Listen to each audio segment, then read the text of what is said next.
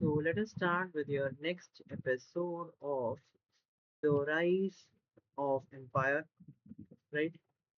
देखते हैं और आज आपका है episode number 10 which is kind of will be the like I guess थोड़ा ज़्यादा एपिसोड लंबा हो जाएगा. So let us start with your episode number 10 today, that is the king who chose peace. Another king of Maurya dynasty was Ashoka. 268 to 32 BC, Chandragupta's grandson who came to be credited with a major administrative and religious achievement. है ना. यानी कि और जो महाराजा था राजा था Maurya dynasty का जो था अशोक का चंद्रगुप्त का पोता, उसको भी बहुत क्रेडिट दिया जाता है क्योंकि उसकी बहुत ही अच्छी एडमिनिस्ट्रेटिव पावर थी, रिलीजियस अचीवमेंट्स थी, है ना. That is why he is also credit much. At the beginning of his reign, Ashoka was quite ambitious. यानी कि उसका जब राज्य शुरू हुआ तो बहुत ही ambitious था, बहुत ही अच्छी अच्छी चीजें उसके, बहुत ही ambition अच्छे थे, जो काम अच्छा करना चाह रहा था, right? He had inherited a vast empire, but further expanded it to cover almost the entirety of the India subcontinent, except for the southernmost region, but including present-day Bangladesh and Pakistan and parts of present-day Afghanistan as well, है ना. मतलब कि उसने बहुत ही बड़ा, बहुत ही vast empire inherit किया था, बट उसने और आगे आगे उस एम्पायर को वही का वही नहीं रखा, बट उन्होंने और आगे आगे उसको बढ़ाया, बड़ा किया, है ना. एंड ऑलमोस्ट ऑलमोस्ट इतना पूरा इंडियन सब कॉन्टिनेंट तो कवर किया ही किया. सदर्न मोस्ट रीजन को थोड़ा एकदम, जो southern most region southern part जो था ना एकदम रीजन का, उसको छोड़ के उसने पूरा का पूरा इंडियन सब कॉन्टिनेंट को कवर करा था. उसके अलावा आज के दिन का बांग्लादेश, पाकिस्तान और कुछ कुछ रीजन, कुछ कुछ पार्ट्स आपका अफगानिस्तान तक का भी सारा का सारा उस रीजन में, यानी कि मौर्यन डायनेस्टी के अंदर में, मौर्यन एम्पायर के अंदर में आता था. उन्होंने इतना बड़ा इस किंगडम को इतना बड़ा एक्सपांड किया, right. One encounter however is said to have changed the path of his life. एक जो इनकाउंटर हुआ उसने इनका जो पूरी जो जिंदगी की ये था उसको एज एन खराब कर दिया, एज एन काइंड ऑफ मोड़ दिया, चेंज कर दिया. According to one of his edicts, he once marched on Kalinga, modern day Odisha, where he waged a furious war. Edict मतलब कि एक official declaration करी, है ना. मतलब कि official edict is what? An official declaration issued by authority, है ना. इन आवर केस रखी, यानी कि कोई इशू, कोई डिक्लेरेशन हो रही है, ऑफिशियल डिक्लेरेशन हो रही है जो कोई अथॉरिटी इशू करती है, जैसे कहते हैं ना हम कि नोटिस आ गया प्रिंसिपल ने, वैसे वैसे ही राजा ने कोई काइंड ऑफ नोटिस भेजा, एक ऑफिशियल डिक्लेरेशन वो. तो उसने क्या किया, उसकी जो एक डिक्लेरेशन उसने करी और उसने क्या किया, उसने कलिंगा पे जाके हमला बोल दिया, right. Seeing the enormous amount of death and destruction on the battlefield, Ashoka chose to give up violence and to greatest extent possible adopt the path of peace and non-violence that with that door.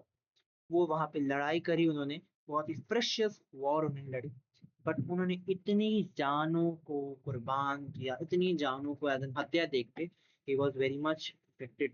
इतना destruction, इतनी death देख के battle field में, लड़ाई के जंग में, लड़ाई के मैदान में इतना कुछ देख के he was very much kind of, that kind of affected him. And then what happened was Ashoka chose to give up violence, है ना. उसने जो violence थी उसको छोड़ दिया, जो ये आग बुला होना ये सब होना, उसने violence को give up कर दिया, छोड़ दिया. And then what happened was उसने जितना हद तक वो छोड़ सकता था उसने छोड़ा. एंड एक पीस की बात, यानी कि एज इन शांति की, अमन की बात उसने चली, राइट. शांति से वो अपनी जिंदगी जीना शुरू किया. And non violence that Buddha taught, उसने फिर धीरे धीरे क्या शुरू किया, तो जो नॉन वायलेंस बुद्धा जी समझाते थे, बताते थे कि लड़ाई नहीं करना चाहिए, एज इन वायलेंस नहीं करना चाहिए, एवरी अदर थिंग, वो उस पाथ में चला गया, राइट. तो kind of he give up the violence and वो अपना पीस की पाथ में चले गए एंड नॉन वायलेंस की पाथ में चले गए, right. Now if you think about it, Ashoka in his addicts tells the story of the Kalinga war. जो अपनी एडिक्ट्स उसमें वो स्टोरी बताते हैं कलिंगा वॉर में, that he could have chosen not to mention it to maintain his image as a peaceful and benevolent king for future generation. Why do you think he admitted to this destructive war? मतलब इन्होंने ये क्यों किया, है ना. वो इसके अलावा मतलब कि वो खुद भी चाहते थे कि वो, और वो खुद भी एज एन ये चूज कर सकते थे कि इसको मेंशन ना करें, है ना, इसको एज एन डिक्लेयर ना करें कि उन्होंने ऐसी लड़ाई करी और ये सब करी और अपनी इमेज ऐसे बना के रखते हैं ना, क्योंकि किसको क्या पता चलता, राइट. बट उन्होंने ये डिक्लेरेशन करी है, बताया, राइट. नहीं तो अगर नहीं बताते तो हमें क्या लगता, बहुत ही पीसफुल बंदा था, बहुत ही अच्छा था, और जनरेशन दर जनरेशन नहीं चलते आता. बट आफ्टर दिस उनके उसमें क्या सूझा कि उन्होंने एडमिट करा, इतनी अच्छी, इतनी अच्छी तो नहीं, उतनी डिस्ट्रक्टिव वॉर के बारे में उन्होंने एडमिट किया कि उन्होंने करवाई करी. So Ashoka admitted the destruction caused by Kalinga war because he wanted future generation to learn from his mistake, है ना? उन्होंने ये कलिंगा वॉर की जितनी भी मार धार, जितनी भी डेथ एंड डिस्ट्रक्शन हुई, उसका जिम्मा खुद उठाया और अपनी ये सब खुद एडमिट इसलिए किया ताकि जो आने वाली पीढ़ी है, आने वाली फ्यूचर जनरेशन है, whatever the future generation are who are be coming, who will be coming, वो उनकी इस मिस्टेक से, उनकी इस गलती से सीखे, है ना? Learn from his mistakes, right? And he sincerely regretted the violence and wished to promote peace, non-violence, compassion and dharma instead of war. और उन्होंने फिर क्या किया? उन्होंने सिंसियरली रिग्रेट किया, दुख मनाया कि भैया उनने वायलेंस क्यों करी, और उन्होंने सोचा और विश किया कि भैया मैं और अमन शांति फैलाऊं, उसको एज इन फैलाऊं, उसकी वो मांग रखूं जिसमें वायलेंस ना हो, नॉन वायलेंस, कंपैशन, एक दूसरे के प्रति प्यार और धर्म की भावना लेकर जाओ, इंस्टेड ऑफ ये मार धार लड़ाई झगड़ा, इन सब के ना करके एज इन सबर शुक्र ये सब काइंड ऑफ भावनाएं वो लेके आए. That was his way of kind of going forward, right? Embracing Buddhist teachings, Ashoka sent emissaries to Sri Lanka, Thailand, Central Asia, and beyond to spread the message of Buddha far and wide. Emissary मतलब कि someone sent on a special mission, often of a diplomatic nature. Diplomatic मतलब जैसे मैंने बताया ना वैसे, तो मतलब कि ऐसे ऐसे नेचर के काम करके बहुत लोग ऐसे जाते हैं, तो ये मैसेज को, ये मैसेज फैलाने के लिए बहुत लोग इस मिशन के लिए निकलते हैं, राइट? सो वैसे ही अशोका ने भी बुद्धिस्ट टीचिंग्स देख के उन सब चीजों को, उन सारे जो मैसेज था बुद्धा का, उसको और दूर दूर दूर जहां जहां तक उसकी नजर जाए उस एरिया तक फैलाने का वो बोला, है ना? और उन्होंने एमिसरीज भेजी श्रीलंका तक, श्रीलंका, थाईलैंड, सेंट्रल एशिया, जहां तक भी उनको जाना था, जहां का उनको भेजा, right? Historians have sometimes called Ashoka a great communicator since he issued in many parts of his empire edicts engraved on rock or pillar that contained his message for the people and encouraged them to follow them, है ना? Historians बहुत अच्छा कहते हैं कि कि भैया जो अशोका है बहुत ही अच्छे कम्युनिकेटर, बहुत ही अच्छा कम्युनिकेट करते थे। क्यों? क्योंकि उन्होंने जो अपनी एडिक्ट्स थे ना, एम्पायर के एडिक्ट्स, जो ऐसे उनको बहुत पार्ट्स में अपने एम्पायर के लगवा रखा था, एज इन इंग्रेव करवा रखा था, ऐसे कोई पत्थर में, कोई पिलर में इंग्रेव यानी कि लिखवा रखा था। उसके अंदर ये मैसेज था लोगों के लिए कि भैया ये लड़ाई, ये झगड़ा, डेथ, डिस्ट्रक्शन में कुछ नहीं रखा, प्यार, अमन, शांति, पीस, कंपैशन, धर्म की भाव से लड़ो, लड़ो नहीं सॉरी, धर्म की भाव पे चलो। तो ये सब उन्होंने अपनी ऐसे पिलर्स पे, रॉक्स पे, इन सब पे इंग्रेव करवा के रखा था कि लोग देखें और उसके मैसेज को, उनके मैसेज को पढ़ें, समझें, right? And most of these addicts were inscribed in Prakrit, which was the popular language in many parts of India and written in Brahmi script. Brahmi is the mother of all religion, regional script of India, है ना? Regional script सारी उसकी माँ है ब्राह्मी, है ना? And वहां पर से ब्राह्मी स्क्रिप्ट में लिखा हुआ था, जो कि आपकी प्राकृत सॉरी प्रकृत में इंस्क्राइब होके था उस लैंग्वेज में, right? So we have refer to the Prakrit language written in Brahmi script, right? What does this mean? Very simply, मतलब हमने एज एन प्रकृत लैंग्वेज को बोला कि वो एज एन ब्राह्मी स्क्रिप्ट में हमने लिखी है, तो इसका क्या मतलब है? तो वेरी सिंपली, जो एक लैंग्वेज जो हम बोलते हैं ना, उसको लिखने के लिए बहुत एक स्क्रिप्ट यूज होती है, राइट? है ना? So that is what it is, like guys, कि जैसे अगर हम कहें ना देवनागरी, देवनागरी हिंदी, राइट? तो जैसे हम लिखते हैं कोई चीज, कोई लैंग्वेज बोल रहे हैं, उसको लिखते हैं ना, तो काइंड ऑफ एक स्क्रिप्ट फॉलो करते हैं कि उसको किस ढंग में लिखेंगे, तो वो चीज होती है, राइट? तो वही हमसे अभी यहाँ पे उसी चीज की बातचीत हमने अभी करी, right? If we move forward, so let us see. So ये जो एरिया है ये क्या है? A few of many Ashokan edicts across subcontinent, यानी कि जो अशोका के एडिक्ट्स थे ना, जब हमने बताया ना मैसेजेस जो उसने एज इन फैलाए, वो वहां वहां पे, यहाँ पे आप देख सकते हैं, major rock edicts, minor rock edicts, pillar edicts, minor pillar edicts, cave inscription, right? मतलब कि जहाँ पे बड़े बड़े रॉक में उसने इंग्रेव करवाया, बड़े बड़े रॉक में उसने ये सब जारी, ऐसे नोटिस लिखवाया काइंड ऑफ, छोटे rock, minor rock, pillar addicts यानी कि जहाँ पे पिलर्स थे वहां पे, माइनर पिलर यानी कि छोटे बहुत पिलर्स थे वहां पे, केव इंस्क्रिप्शन, जैसे अगर हम देखें मेजर रॉक एडिक्स कहाँ पे थे, डौली में, Girnar, Kandahar, Mansehra, Kalsi, right? As in that minor rock edicts कहाँ पर थे? मस्की, ब्रह्मगिरी, पेरत, इन सब रीजन में। एंड इफ वी से पिलर एडिक्ट्स कहाँ पर थे? पिलर एडिक्ट्स यानी कि पिलर में, जैसे कलंदर में थे, मेरठ में थे, राइट? कौशंबी में थे। यहाँ पर आगे क्या थे? यहाँ पे आपके पिलर एडिक्ट्स थे, और छोटे minor pillar edicts Amaravati, Sarnath, Sanchi, Lumbini, इन सब रीजन में आपके माइनर यानी कि छोटे मोटे जो आपके पिलर एडिक्ट्स थे वो थे। एंड बाकी जो केव इंस्क्रिप्शन यानी कि केव में आपके जाके एज इंस्क्रिप्शन की केव में जाके एज लिखा हो वो, जैसे कि बराबर हिल में वहां पे लिखा हुआ था, राइट। सो ये थे few of many Ashok edicts that were across your subcontinent, right. In his edicts, जो उसका नोटिस था, in his edicts Ashoka called himself Devanampiya Piyadasi, right. मतलब कि अपने जो एडिक्ट्स थे, जो अपने जो नोटिस जो उसने भरवाए, जो आगे करवाए, उसमें उन्होंने अपने आप को बोला है देवनमपीय पियादसी, राइट। उन्होंने अपने आप को बोला है Devanampiya Piyadasi. The first word means beloved of the god, यानी कि भगवान का प्यारा, है ना। जिसका पहला अक्षर है उसका यही मतलब है भगवान का प्यारा। और जो सेकंड है, the second one who regards others with kindness, यानी कि जो दूसरा वर्ड है उसका मतलब है कि जो दूसरों को प्यार से रिगार्ड करता है, दूसरों को प्यार से बुलाता है, काइंड दूसरों के लिए प्यार है उनके लिए, राइट। तो अशोका ने अपने आप को देव नमपीय पियादसी, जिसमें देव नमपीय का मतलब है गॉड का प्यारा, एंड पियादसी मतलब कि जो औरों को अच्छे से आदर प्यार से काइंडनेस से बुलाए, right? And indeed, the language of the edicts makes it clear that he was interested in depicting himself as a benevolent and compassionate ruler, right? तो मतलब कि हमने देखा कि जो ये एडिक्ट था, इसका काइंड ऑफ जो लैंग्वेज थी, है ना, जो चीजें जो इस्तेमाल जो बोलने का तरीका था वो क्या था, वो अपने आप को, अपने जो ये रूलर था अशोक, उससे अपने आप को क्या दिखाता था, एज इन बहुत बेनोवलेंट है ना, बहुत ही एज इन कंपैशनेट रूलर है, ये काइंड ऑफ शोकेस करवाना चाह रहे थे, राइट। इसी के हम कुछ कुछ एग्जांपल देखते हैं। Although some southern kingdoms were not part of modern kingdom, Ashoka supported their overall well-being, है ना। मतलब कि बहुत सारे हमने बताया ना, जैसे कि कहाँ कहाँ तक उसका एरिया था, right.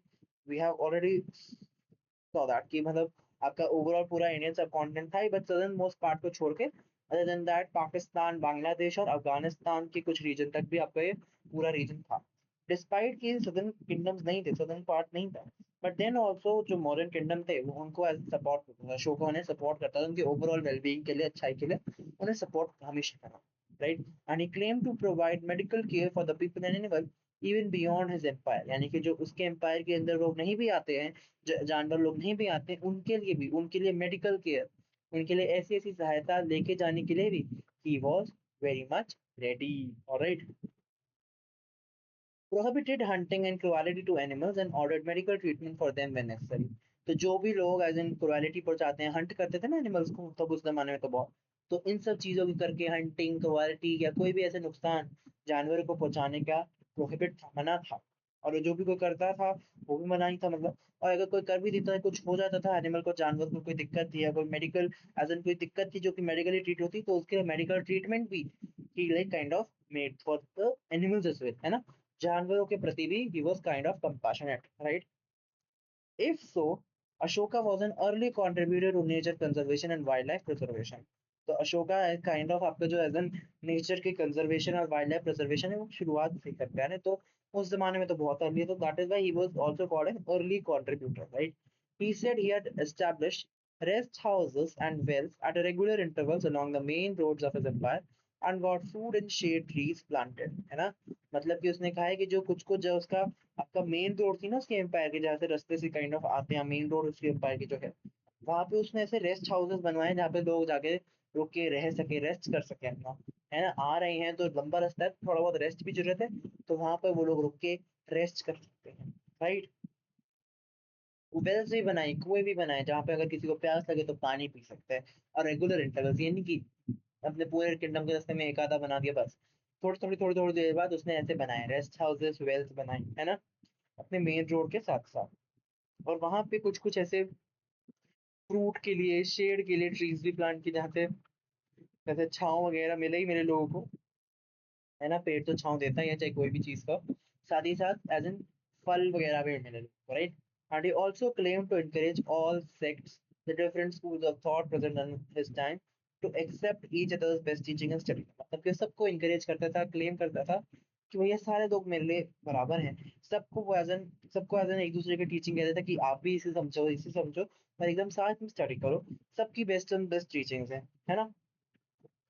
Although we need to take all of the claims Ashoka's, we need not to take all of Ashoka's claim literally, It is clear that in the line with Kautilya's philosophy of governance, he paid attention to the welfare of his subjects and made effort to reach out of them. मतलब कि जितना हम देखें ना देखें कि भैया जो अशोका एक क्लेम है लिटरली हम उसके ले ना ले, बट एज इन जो कौटिल्य की फिलोसफी थी ना, है ना, चंद्रगुप्त मौर्य में जो उनका काइंड ऑफ वो था, काइंड ऑफ एडवाइजर कौटिल्य, उसकी जो फिलोसफी थी गवर्नेंस की, एक दिन ऐसे सरकार को ऐसे चलना चाहिए, राजा को ऐसे चलना चाहिए, उसकी जो फिलोसफी थी वही काइंड ऑफ हमको यहाँ पे भी दिखती है, जो कि यहाँ पे एज एन उसके अटेंशन में आती है, राइट, जो कि एज एन लोगों के वेलफेयर के लिए, उसके सब्जेक्ट्स के वेलफेयर के लिए काम आती है।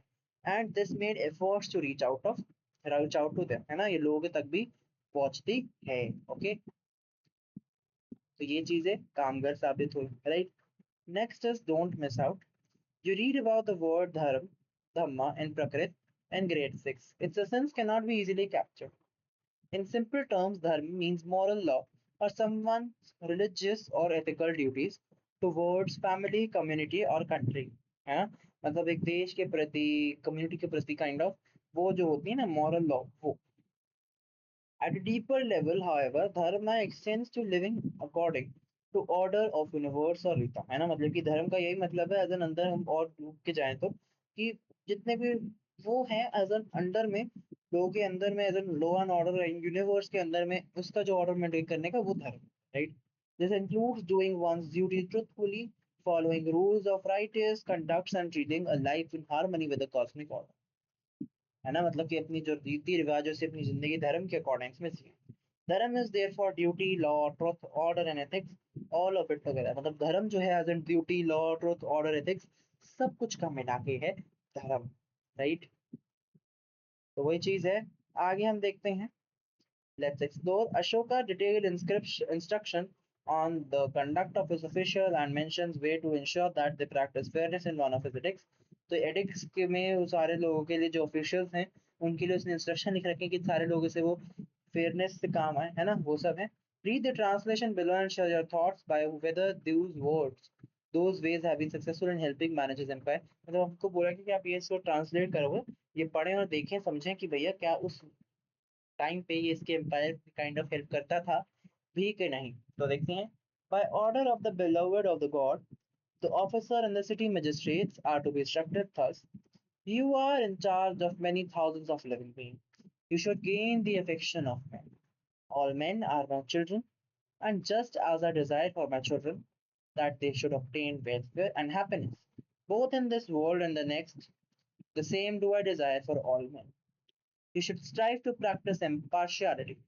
The root of all this is to be even tempered and not harsh, not rash in your work. This inscription has been engraved here in order that city magistrates should at all times see it to that men are never imprisoned or tortured without good reason.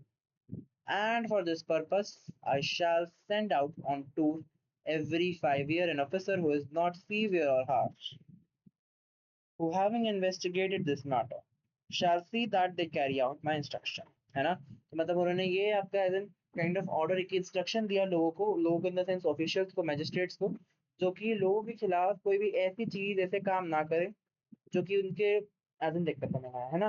पहले उनको बता रहे हैं कि बहुत सारे हजारों लोगों के एज एन इंचार्ज हैं, उनके प्रति लोग अफेक्शन दिखाएं, एज एन प्यार दिखाएं, हैप्पीनेस दिखाएं, वेलफेयर दिखाएं, जो लोग हैं उनको पहुंचना चाहिए इसी अपने जन्म में और अगले जन्म में भी, है ना। और कोई भी इम्पार्शियलिटी करे ना हम, है ना, प्लस जो उसकी शॉर्ट टेम्पर्ड है या अपने काम में जल्दबाजी दिखा रहे वो भी ना हो, राइट। प्लस उसने ये सारा इससे दिखाई कि जो भी सिटी के ऑफिशियल है वो हर टाइम ये देखें और कभी भी ये ना करे कि कोई भी बंदे को उन्होंने बेमतलब कोई भी ऐसे रीजन नहीं है but they have imprison someone, jail में डाल रखा है, टॉर्चर कर रहा है, ये सब ना, है ना। तो ये सब चीजों के करके उन्होंने इंस्ट्रक्शन वहां पे लगवाए थे, right. So these all were the reasons. The Maurya Empire continued for half a century after Ashoka's death। है ना, मौर्य एम्पायर जो था उसने हाफ अ सेंचुरी, यानी कि अशोका की मौत के बाद, डेथ के बाद, मौर्य एम्पायर तब भी हाफ सेंचुरी 50 years तक चला, right? However, his successors were unable to hold the empire together, and many of smaller kingdoms broke off and become independent। यानी कि उसके बाद के आने वाले लोग जो हैं वो एज एन किंगडम को एक साथ जोड़ ना सके, और बहुत से काइंड ऑफ पार्ट्स में आपके छोटे छोटे किंगडम्स में आपका जो किंगडम था ये टूट गया पूरा, है ना। Around 185 BC, India started on another phase of her journey। है ना। 185 BC में इंडिया अपने खुद के कोई फेज में चला गया, अपने खुद की कोई जर्नी में चला गया, राइट। तो वो हम देखेंगे। And Bhavishya and Dhruv will join us on this journey in the next chapter, अगले एपिसोड, अगले चैप्टर में कि वो हमसे जुड़ेंगे अब, right. So that's it for this episode. Will meet you all with the very next episode, that will be life in the modern period, right. तब तक के लिए बने रहिएगा मेरे साथ। और आज के लिए इतना ही। जो कि हमने आज पूरा जो पूरा पढ़ा वो था पूरा का पूरा अशोक के बारे में, अशोका के बारे में, है ना। And who the king would choose peace. This was our episode number 10, and we will be now continuing with episode number 11 in our next class. And I guess that will be our second last episode. I'm not sure, but whatever it will be, it will be. And आज के लिए इतना ही. We'll meet you all tomorrow.